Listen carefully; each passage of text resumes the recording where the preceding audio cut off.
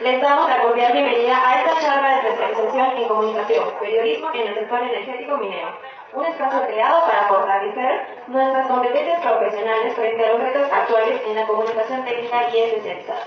En esta charla se van a abordar diferentes aspectos claves como la regulación del sector energético minero en el Perú, el rol de organismos como OCINAMIN y la importancia del fact-checking en el adecuado tratamiento de la información técnica en medios de comunicación. Además de ello, conoceremos casos de estudio reales que en realidad nos van a permitir a nosotros analizar cómo son o cómo se dan esas gestiones en temáticas desde la comunicación. Para ello tenemos el honor de contar con la presencia del licenciado José Soriano Marín, especialista en comunicación de la empresa OCINAMIN, con una amplia experiencia y trayectoria. Estoy segura de que esta jornada será muy enriquecedora para todos ustedes. Sin más preámbulo, dejo con ustedes al licenciado José Soriano Marín con la charla titulada Comunicación y Periodismo en el sector energético y minero. Adelante.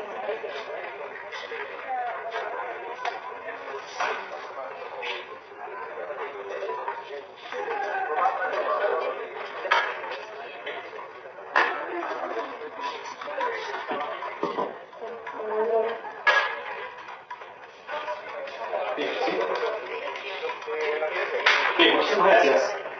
Muchas gracias a las autoridades de la Escuela de Ciencias de la Comunicación. Estoy muy agradecido y también emocionado porque desde que salí de las aulas universitarias siempre me ha gustado compartir el conocimiento, que es muy importante. Y cuando me comentaron esta tarea de ir a universidades a compartir la experiencia que uno tiene y la experiencia también que uno ha ejercido, no solamente desde que ha terminado la universidad, sino también en la entidad en la que hoy trabajo, siempre me ha motivado por compartir, porque cuando uno está estudiando aún tiene muchas dudas, ¿es cierto? Algunos quizá más que otros, pero al fin y al cabo dudas sobre nuestro objetivo profesional, sobre qué hacer, sobre en qué área desenvolvernos, ¿no es cierto? Entonces es muy motivador para mí poder compartirles esta charla. ¿Ok? Empecemos, vamos a tratar de ser lo más dinámica posible. Entiendo que ya pronto es la hora del almuerzo. Les puedo decir que vamos a tratar de hacer esto una clase lo más rápida posible. Hay algunos temas que son un poco, digamos, complicados, pero que espero que luego de esta charla ustedes puedan profundizar, ¿no? Dependiendo de lo que les interese. ¿Ok? Entonces, estén muy atentos también porque dependiendo de su participación tenemos ahí algún merchandising que puedo ofrecer. A mí me ha gustado traer merchandising para todos, pero estamos un poco cortos, así es que si ustedes son muy participativos van a poder llevar alguno de nuestros recuerdos. ¿Ok? Empecemos. Es importante que sepan quién está delante de ustedes. Bueno, yo soy el licenciado José Alberto Soriano Marín, soy comunicador, tengo aproximadamente ya 13 años de experiencia profesional. Yo soy de Huancayo, estudié Ciencias de la Comunicación en la Universidad Nacional del Centro del Perú, y poco a poco mi carrera me hizo viajar y trabajar en distintas regiones del Perú. En la actualidad trabajo en el organismo supervisor de la inversión en energía y minería, que es OCINERMIN, que es un ente del Estado. ¿Alguno de ustedes ya había escuchado lo que es OCINERMIN? ¿Tienen idea más o menos? ¿Sí? Hay un chico por acá que sabe, ¿no? La mayoría no, pero ahora lo vamos a disipar las dudas, ¿ok? Yo quisiera saber algo. ¿Podrían levantar la mano, por favor, lo que son o van a ser, se van a especializar en periodismo? Ah, casi la mitad. Más de la mitad, diría yo. Ok, y el resto, me parece decir que son de relaciones públicas, ¿verdad? A ver, relaciones públicas, por favor, ¿pueden levantar la mano? Una poca, 4. ¿Y el resto? Porque veo que no todos han levantado la mano. La escuela de comunicación se divide en periodismo, relaciones públicas y ambas. Entonces, por ahí quién no levantó la mano. Me imagino que todavía están dudando o van a tomar la decisión. Bueno, quizás esta charla les pueda servir. ¿Ok? Bien, empecemos. Siguiente, por favor. Ok, bien. Este es un reportaje cuyo título en inglés es Uncommon True, una verdad incómoda, que en el año 2005 se hizo público, ¿ok? Y ganó 2 Oscars en el año 2006, si mal no recuerdo. Exactamente, Al Gore. ¿Quién era Al Gore? ¿Recuerdas?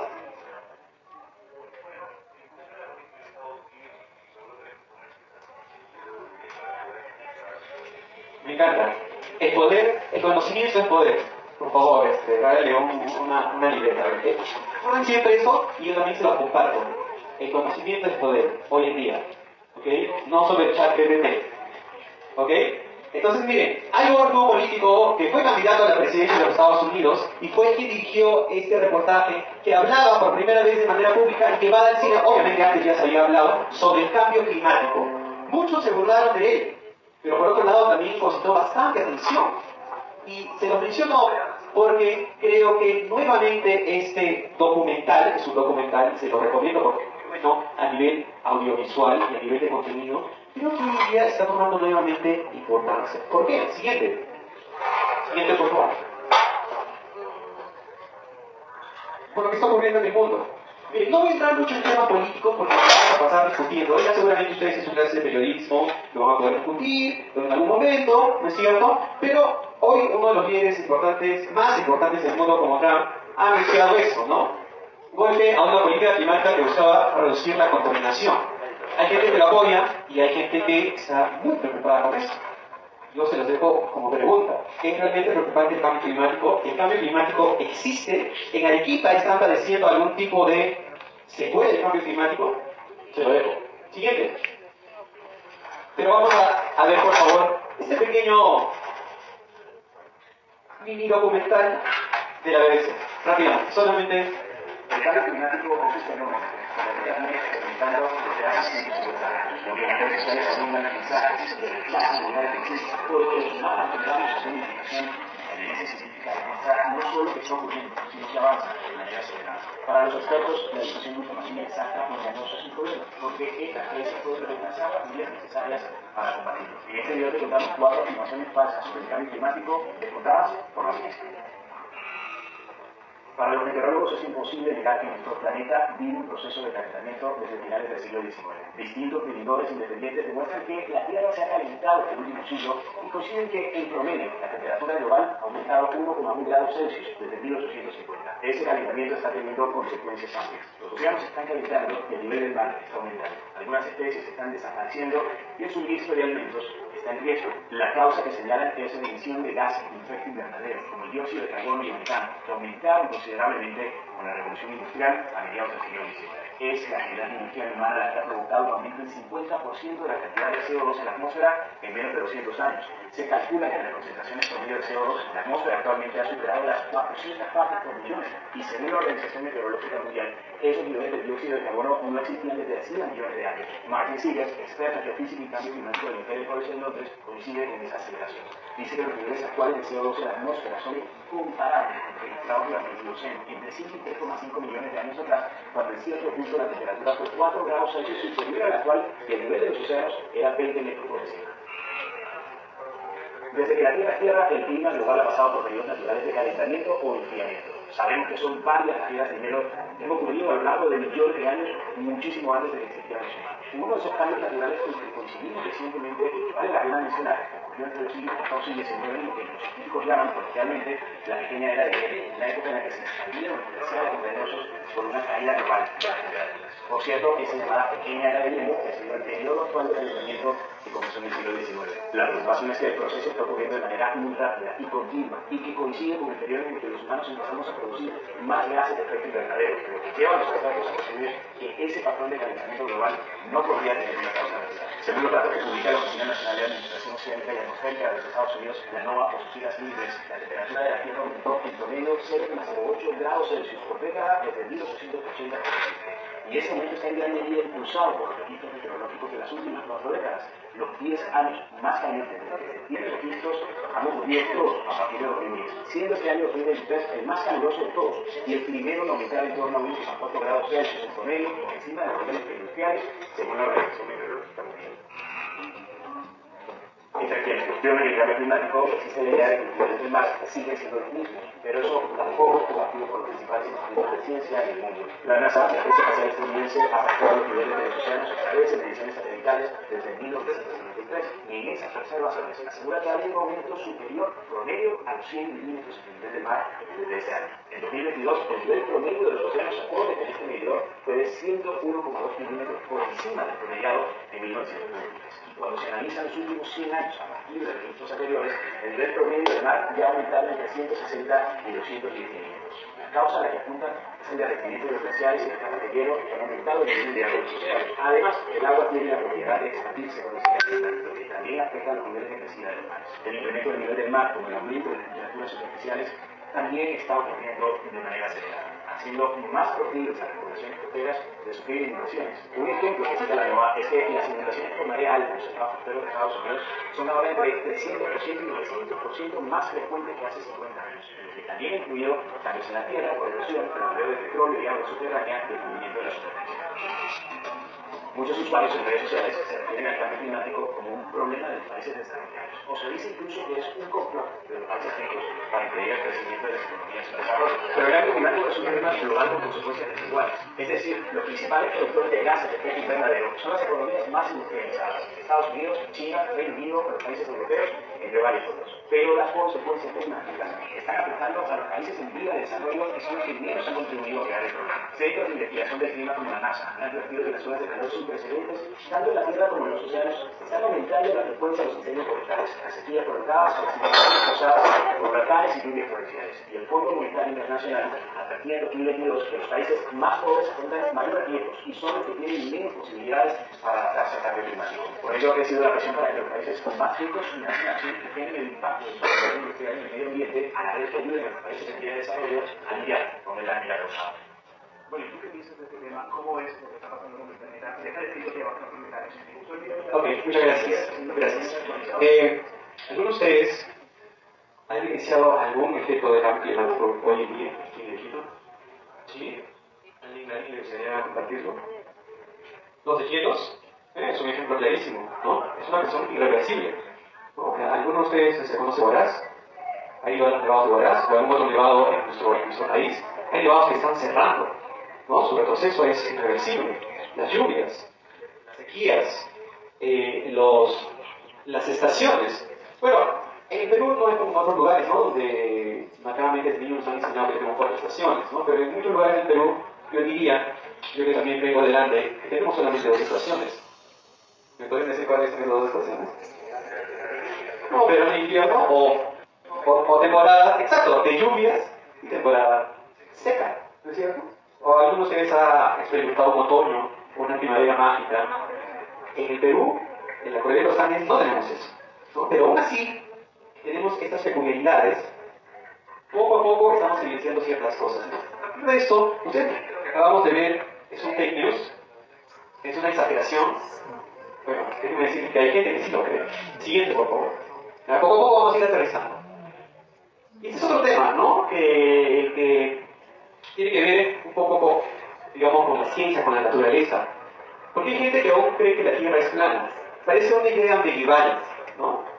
Porque antes había gente que quería que la Tierra es plana. Quizá alguno de aquí lo cree, ¿no? Siguiente, por favor.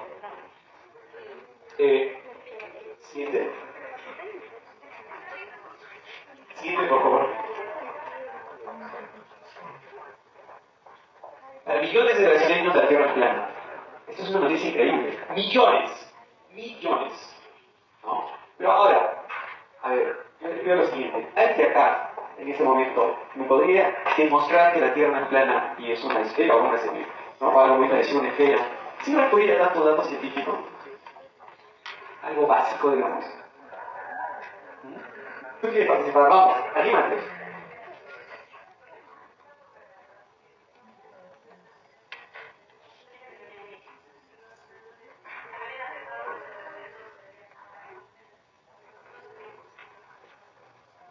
Bueno, creo que los terraplanistas no están, digamos, tan en contra de la gravedad, pero la gravedad de todas maneras es un criterio, digamos, científico, ¿no? Pero vale, sí. Por favor, primero para la señorita. ¿Alguien más podría decir cómo podremos darnos que la Tierra sí?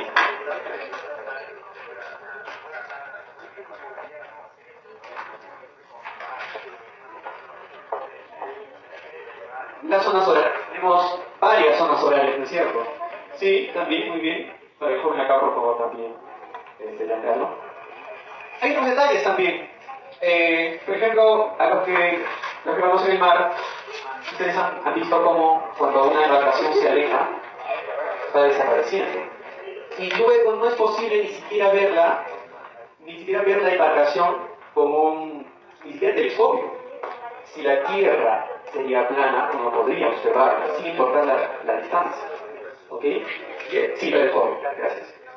Y también hay otra cuestión, es que ustedes han visto, y eso también se lo dejo como pregunta, y lo pueden buscar luego en el celular, hay vuelos comerciales, ¿no? Por ejemplo, que parten desde Chile, o creo que desde Perú no lo hay, ¿no? Pero que viajan, por ejemplo, hacia Japón, o hacia Australia específicamente, y ustedes dirán, uy, ese vuelo tendría que atravesar todo el Atlántico, ¿ok? Y demoraría más de 20 horas, tomando en cuenta, haciendo un cálculo, ¿no? Pero un vuelo entre Sudamérica y Australia, por ejemplo, toma 13 horas. ¿Cómo lo hace? Porque aunque parezca ridículo, el vuelo va hacia la Antártida, hacia el Polo Sur. ¿Ah? Y como la Tierra, me entenderán, hay que una esfera. Bueno, se nos dejó para que averigüen, ¿no? Va hacia el Polo Sur, aunque parezca ridículo, ¿eh? Y es como si regresaría y el vuelo se hace bastante corto. Esto solamente se explica cuando un elemento es redondo. ¿Okay? Pero aún así, hay gente que cree que la Tierra es plana. Para que vean cómo está la situación del día siguiente. La NASA tiene una página, la anterior por favor, de cambio climático. Esto recién lo saqué la semana pasada, pero quisiera averiguar si todavía existe. No sé si Donald Trump la ha llevado a sacar, no me sorprendería. Siguiente. Entonces, miren, ¿por qué estoy tocando estos temas? De manera general, un poco para llamar su atención en realidad, porque estamos tocando un tema que desde hace muchos años nos atañe a todos, que nos está afectando en salud. Sí, a mí me consta, porque mis padres, o es con la familia agricultora, o tengo familia agricultora, y ya no llueve lo mismo, o llueve antes, o en temporada secana, llueve, y cuando debería llover, ya no llueve. Siempre hay variaciones, ¿no? Más o menos.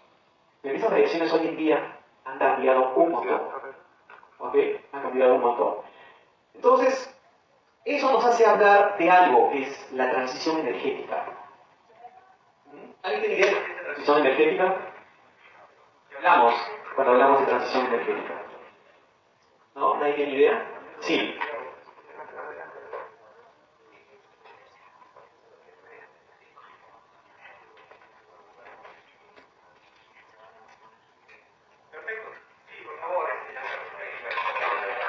Genial. ¿De dónde nosotros para estar aquí hoy en día, yo para estar parado acá y poder hablar, y poder moverme, etcétera, y ustedes para haber venido hoy a la universidad, ¿de dónde han sacado esa energía? De la comida. Perfecto. La comida es nuestro combustible. ¿Ok? La ingerimos y a nivel celular hay todo un proceso, se corren las clases de biología. A nivel celular ocurre algo en las mitocondrias, si mal no recuerdo. ¿No? ¿Recuerdan la clase de biología? Mitocondrias. Entonces a partir de ahí el cuerpo selecciona lo mejor y por eso es que podemos movernos y algunos hacer deportes, hacer esfuerzos, mantenernos despiertos en general. Entonces todo lo que hoy en día tenemos a nuestro alrededor, estas luces, la fuerza de los carros, ¿no? Todo lo que hay a nuestro alrededor tiene que captar energía de algún lugar. Y yo les pregunto, históricamente el hombre, ¿de dónde sacaba esa energía para sus miles o cientos de inventos? ¿De dónde saca? ¿Cómo alimenta esa energía? ¿De dónde sacamos la energía para los aviones, para los carros, para esta luz que hoy artificialmente nos ilumina? De la naturaleza. Así es. Entonces, mire, vamos aterrizando. Cambio climático, transición energética. ¿Ok? Entonces, hay algo en el mundo que está cambiando y es un reto para todos nosotros. Y es un reto que también les propongo yo, con ustedes, futuros periodistas, para que en algún momento, cuando ustedes lleguen a ejercer, puedan tenerlo en cuenta. ¿Ok? Porque, aunque parezca mentira, a muchas personas no les importa, y a las autoridades mucho menos. ¿Ok? Entonces, ahí es donde, digamos, poco a poco, ya vamos viendo cómo Sinerwin y el tema de la energía va haciéndose más clara en nuestra cabeza, ¿no? Esta es una página, Mongabay, que es especialista en temas medioambientales. Quizá a algunos de ustedes les interese el tema medioambiental. Les aconsejo que la puedan seguir para que toquen temas, para que puedan conocer más de los temas medioambientales. Siguiente. Y también pueden tocar, no vamos a entrar acá a detalle, pero sí les comparto algunas historias de cómo en ciertos lugares se van creando historias a modo de ejemplo, reportajes sobre precisamente la transición energética, de cómo la gente va dejando de utilizar ciertas energías y cambiando por otras, pero también cómo impacta en su vida. Siguiente. ¿No? Es otra noticia, la desinformación climática está convirtiendo la crisis en catástrofe según el informe. Yo me dejo diapositivas, así que no se preocupe para alguno que esté interesado. Siguiente. Ya. Es ahí a donde quiero llegar. Entonces, ya con ese contexto, chicos, ese solamente es el contexto para que lo entiendan. ¿Ya? Les voy a hablar de lo que es la regulación en el Perú. ¿Qué es la regulación? ¿Cómo nace? ¿Ok? Disclaimer. No voy a entrar a temas políticos, porque no me compete y esta no es una clase de política, eso ya va a depender de cada uno de ustedes. Simplemente les voy a dar el contexto, ¿ok? Para que no haya malinterpretaciones, ¿ok? Durante el gobierno de Alberto Fujimori, en la década de los 90, se hizo algo, ¿ok? Se hizo algo, que fue la privatización de varias empresas, ¿ok? ¿Se acuerdan? ¿Alguien se acuerda? Antes, el Estado peruano era dueño de empresas. ¿Ok? Por ejemplo, la empresa de telefonía, que antes era Entel. O sea, ahora nosotros conocemos Núcleo Claro, Movistar, y ahora hay una Entel, pero es totalmente distinta. Esta Entel que tenemos hoy en día se ha copiado el nombre de la empresa de telefonía que teníamos antes. El Estado peruano, de todos los peruanos éramos dueños de Entel. ¿Ok? La empresa de telefonía, cuando aún no existían celulares, ni existía Internet. ¿Ok? Y solamente les voy a dar un datito. Yo recuerdo claramente cómo mi abuela era muy niña, quería ponerse teléfono. Un teléfono en casa. ¿Saben cuánto demoraba? Oye, si usted quiere tener un teléfono celular o una mayoría casi nadie tiene teléfono en casa, ¿no? Ustedes ya son más que millennials, son parte de otra generación. Pero antes la mayoría de gente tenía teléfono en casa, ¿no? Pero hoy en día, si alguien quiere tener teléfono, ¿cuánto demora? Ya, se compra el teléfono, pero tener la línea, ¿cuánto demora? Horas. O sea, un par de horas, una hora dependiendo de la empresa. Pero antes, chicos, y no es ninguna broma, y pregúntenselo a sus padres o a sus abuelos, para tener teléfono en casa pasaron años. Años. Era un suplicio. ¿Ok? Entonces, bueno, al final la empresa de telefonía se vendió, se privatizó, se vendió Telefónica, etc. ¿Ok? Y muchas otras empresas, tenemos una empresa de una aerolínea también. ¿Ya? Entonces, dentro de muchas de esas empresas, lo que el gobierno decide hacer es lo siguiente. Ok, como ya las empresas son privadas, estas empresas no pueden funcionar así por así. Alguien las tiene que, digamos, observar, ¿no? Regular, supervisar. Es ahí donde se crean, aquí les estoy dando todo, ya que se creó dentro de la línea de la economía social de mercado y la libre competencia. Es ahí donde surgen los reguladores. Siguiente. ¿No? Entonces, es lo que les decía, ¿no? Que los reguladores se crean como entidades autónomas, técnicas con funciones específicas. Y recuerden esa palabra, técnica, no política. Netamente técnica. Ahora vamos a ver, siguiente. Tienen todas las leyes, un poco aburridas, si ustedes la tienen leer en profundidad. ¿Para qué? Para que haya, digamos, este tándem, un equilibrio adecuado entre el Estado, los usuarios, que son los ciudadanos, que somos todos nosotros, y también las empresas, ¿no? Porque finalmente las empresas nos ofrecen este servicio. Siguiente. Y estos son los reguladores que se fueron creando. Son, por si acaso, porque en muchas ocasiones he escuchado que piensan que son empresas privadas, son entes del Estado, son organismos del Estado. ¿Okay? Es decir, que yo soy un servidor público. ¿Okay? Entonces, se crearon varios, a veces los un poco difíciles de conocer o de saber, pero creo que es importante que lo sepan porque a partir de acá, y probablemente lo voy a seguir repitiendo dentro de esta charla, los chicos que van a seguir periodismo les va a interesar muchísimo. ¿Okay? Deben saber, se lo digo por experiencia porque yo también inicié mi carrera haciendo periodismo. Un elemento muy importante para ser periodista es el conocimiento, el conocer. ¿Okay? Antes yo hubiera dicho que es comunicar y escribir, pero ya con las nuevas tecnologías ya uno puede tener ciertas ayudas. Pero si uno no conoce, por ejemplo, el Estado peruano, cuáles son las funciones de una municipalidad estatal, de una provincial, del gobierno regional, del Congreso, del Tribunal Constitucional, de los intermedios, ITEC, SINASTE, OCTRAN u otras entidades, no va a poder hacer un buen periodismo. Y repito, como dije hace un momento, aquí el conocimiento es poder. Ok, hoy en día se puede googlear todo. Perfecto. Pero yo les pregunto, ¿cuánto de las cosas que han googleado las tienen acá hoy en día? ¿O cuántas de las cosas que ven en TikTok la han captado? Los invito a hacer esa reflexión. Porque ha salido ahora un último estudio del MIT, que es el Massachusetts Institute of Technology de Estados Unidos, que está haciendo que ChatGPT y otras redes sociales estén disminuyendo la capacidad cognitiva de las personas. Búsquenlo. Después de la charla, ahora si ustedes desean. Es un estudio real. ¿No? El problema es que a veces estamos bombardeados con tanta información a diario, cada segundo, ¿no? Y se han dado cuenta, eso no existía antes. Y vemos una noticia, vemos un video, nos reímos, y nos reímos, y nos reímos. Y luego 2 horas les apuesto que de esos 30 o 50 videos solamente nos recordamos 1 o 2.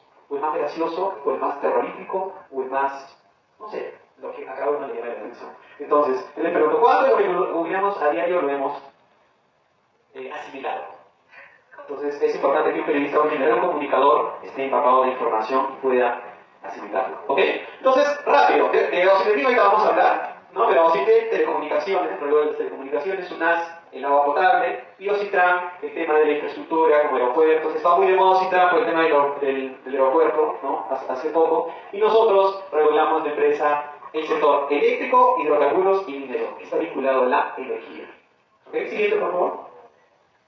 Entonces, ya les dije, nosotros, OSINERGI, es un organismo fiscalizador, regulador, con autonomía. Somos autónomos a nivel técnico, organizacional y económico. Estamos adscritos a la presidencia del Consejo de Ministros, a la PSM, pero al ser autónomos no tenemos injerencia política, ¿no? Es decir, si algo sucede políticamente en el Perú, espero por mí te toque, ¿no? Que es otro tema que tampoco voy a entrar en detalle, pero nosotros nos mantenemos, ¿no? En OSINERGI, el 80% de profesionales, por ejemplo, son ingenieros. Ustedes pueden encontrar ingenieros, ¿no? Giancarlo, que trabaja con nosotros, Giancarlo es de la UNS, Giancarlo. ¿Tú has estudiado ingeniería? Mecánica. Ingeniería mecánica. ¿Eres de la UNS, verdad? Sí. Ok, ella ahora está trabajando con nosotros aquí en la oficina regional de Arequipa. Ok, la mayoría son ingenieros petroquímicos, ingenieros de petróleo, ingenieros mecánicos, ingenieros electricistas, ¿no? Y bueno, también hay abogados, pero principalmente son ingenieros. Y seguramente reguladores ustedes van a encontrar también gente especialista. Entonces es un poco la diferencia con las otras entidades del Estado. ¿Entienden? Algunas de nuestras funciones, y aquí atentos porque más adelante voy a hacer algunas preguntas con respecto a esto, ¿no? Tenemos una función reguladora, fijamos en ciertas cosas la tarifa, ojo, en ciertas cosas, en todas. Emitimos algunas obligaciones, derechos, pero no leyes, ojo. Tenemos el tema fiscalizador para verificar el cumplimiento de las obligaciones, sancionamos, solucionamos reclamos y controversias en segunda instancia. Es decir, ¿por qué en segunda instancia? Si ustedes tienen algún problema con las empresas eléctricas o con las empresas, bueno, principalmente eléctricas o de gas natural, ¿cierto? Con las empresas de gas natural, ustedes a la primera, digamos, la primera queja que ustedes deben hacer directamente a la empresa. Si la empresa no les hace caso o ustedes tienen dudas sobre esta queja o sobre este resultado que les han dado, tienen que acudir a OSINERGI. Y algo muy parecido pasa con las otras, con los otros reguladores. Siguiente, por favor. ¿Qué pasó? Se están yendo a almorzar. Vamos por el sector de electricidad para que sepan más o menos.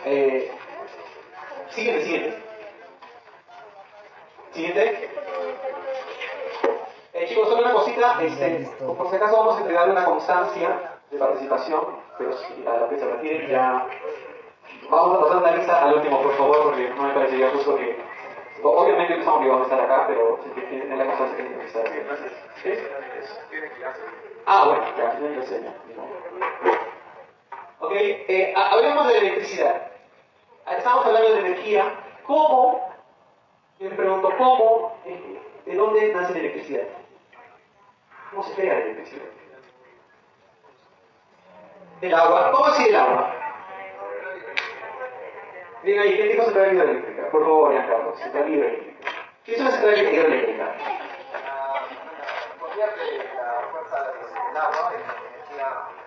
Así es, tal cual, muy bien, sí, por favor. ¿No? Ustedes han visto, ¿saben lo que es la Inquisición? ¿O lo que fue la Inquisición? ¿Es la Inquisición? Ok, perfecto. ¿Ustedes sabían que una de las formas de torturar a la gente, algunas formas de castigar, era a través de gotas de agua? Exacto. Bien, por favor, allá al... Acá de los dos, ya. A los dos, ya, a los dos, está bien. A los dos,